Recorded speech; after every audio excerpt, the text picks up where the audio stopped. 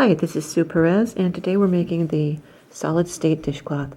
The solid state dishcloth uses a special variation of single crochet to create a fabric that will not stretch into holes no matter how much tension you put on it, whether it's soaking wet or dry. You cannot pull these stitches into gaping holes. Another feature of the dishcloth is a slip stitch edge, which keeps all the outer edges from stretching out of shape. Let's get started.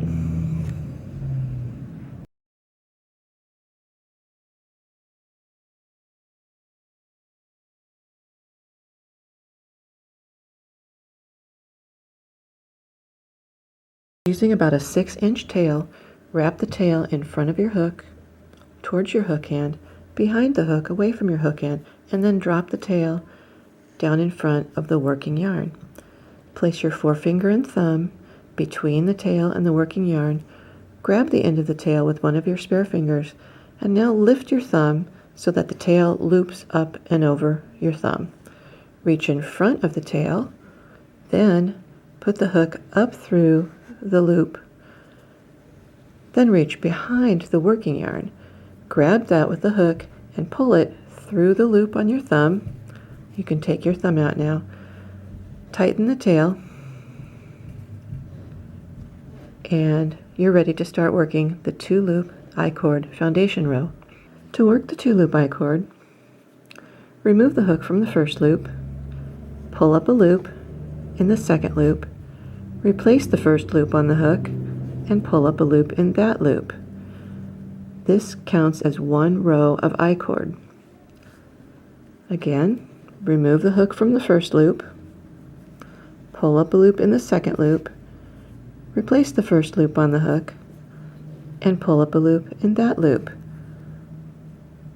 Now I have 2 rows of I-cord. I'm going to keep working until I have 10 rows because I'm making a miniature sample for this video. For your dishcloth, you might want to do 25 or 30 rows of I-cord for your foundation row. Just keep working until you have a length that you like. When you're working 2-loop I-cord, keep your tension moderate, not too loose, not too tight. And when you remove the hook from the first loop, don't let that loop twist. Grab it with your thumb and one of your fingers and be sure to insert the hook back the way that it exited the loop. I'll be back in a moment to show you how to finish off your I-cord foundation row.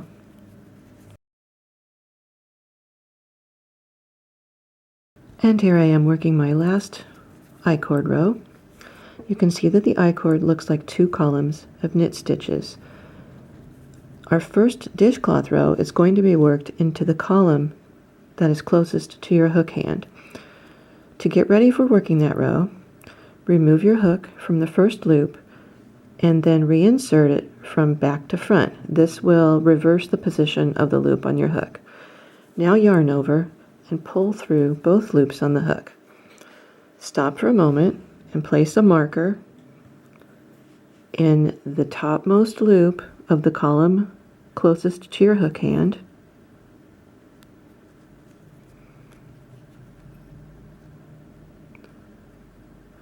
And why this is giving me so much trouble, I don't know.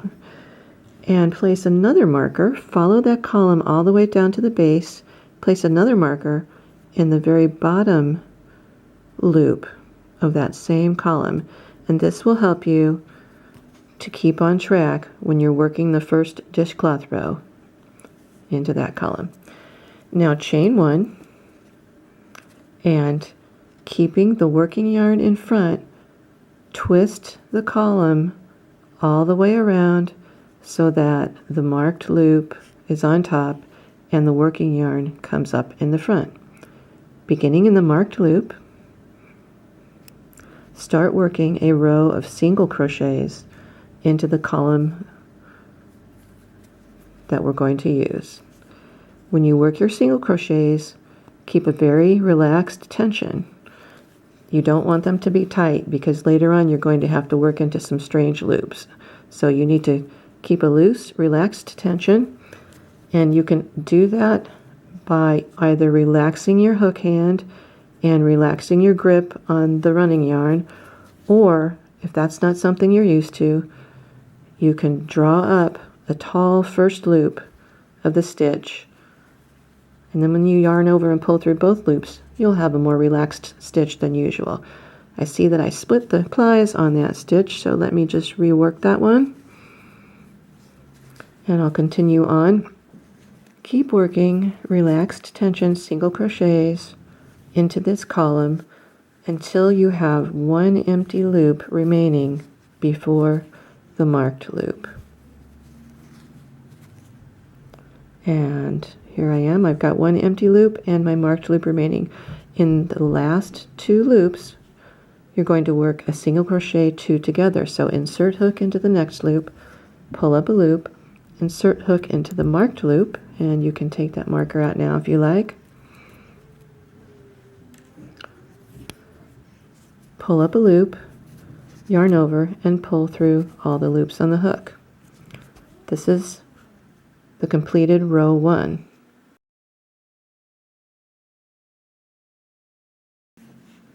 To start the next row, chain 1 and turn, keeping the working yarn in front. So if you're a right-handed crocheter, you'll turn your work counterclockwise. If you're a left-handed crocheter, that means you'll be turning clockwise. On this and every following row, we're going to be working into the front bar and the front loop of each single crochet. If you tip the work towards you and you see that line of V's, those are the loops that you would normally work into, but for this dishcloth, again, we're working into the front bar and the front loop of each stitch across. Remember to keep your tension relaxed, because this will make it easier to work the following rows. And if you're having trouble inserting your hook under the front loop and the front bar, you can always use the tip of your hook and catch. If you look at the stitch, there's a little upside down V under the front bar. If you catch the far side of the far leg of the V and then move your hook up, that's an easy way to get it under the front bar and the front loop. Keep working relaxed single crochets into the front bar and front loop until you have one stitch left at the end of the row.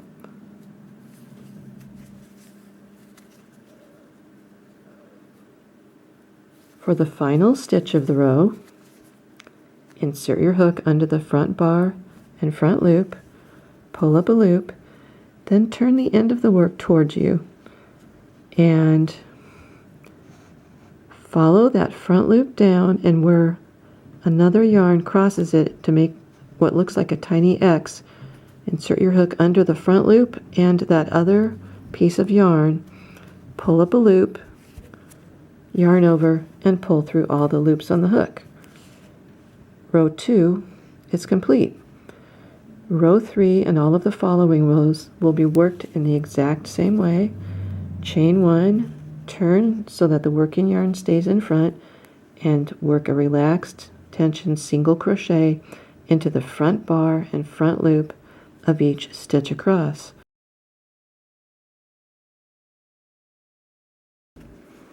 And here I am working the last stitch of my last row. Insert hook into the front bar and front loop of the last stitch, then insert hook under the front loop and that other little strand that crosses it, looks like a little X on the end of the row, pull up a loop, yarn over, and pull through all the loops on the hook. I have worked 4 rows for my miniature sample. Whatever size you work, always end with an even numbered row.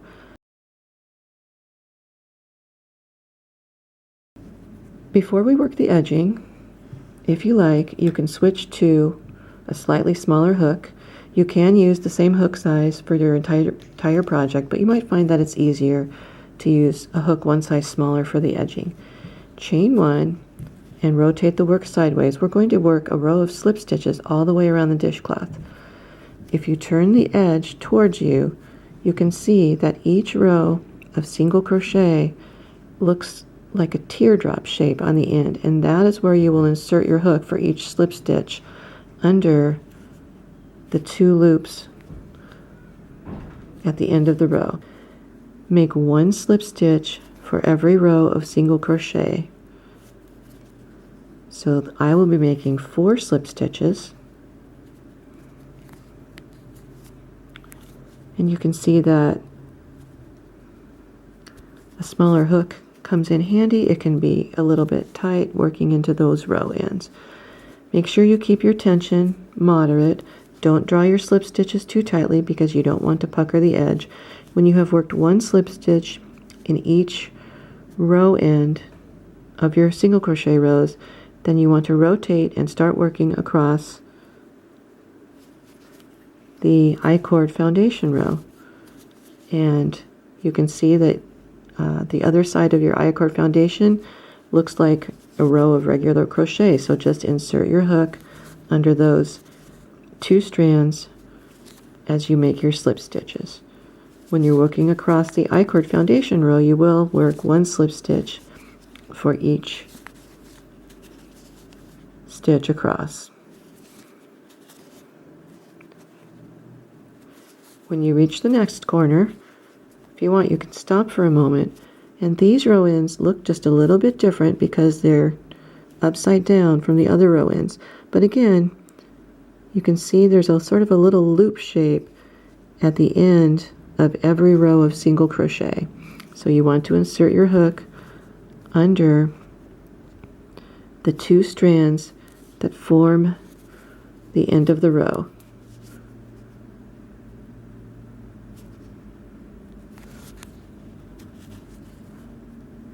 On this edge of the dishcloth, you may end up working 1 extra slip stitch, and that's fine because you're working 1 slip stitch for each row plus 1 for the place where you turned your foundation row.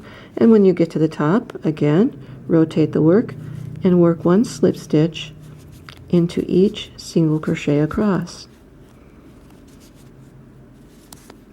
This edging of slip stitches helps your dishcloth to keep its shape when it's being used, because slip stitches don't stretch very much, and so your edges can only stretch as far as the slip stitches will allow them to. To finish, cut the yarn, leaving a 6-inch tail. Draw the yarn tail up and out of the stitch. Now we're going to make an invisible join to the first slip stitch, or if you like, you can join to the chain 1 turning chain. It's entirely up to you. Insert your hook from back to front under both loops of the stitch that you want to join to. Pull the yarn tail all the way through. Now insert your hook under the top or back loop of the last slip stitch you made and pull the yarn tail all the way through again. That's your invisible join. To secure the yarn, insert your hook into the top loops of one of the last row of single crochets and pull it through. Now when you weave it in, it will be both secure and invisible. And you can see that our little sample has 2 square corners and 2 rounded corners, and that's just fine. This is my miniature solid state dishcloth. Happy crocheting, and thanks for viewing.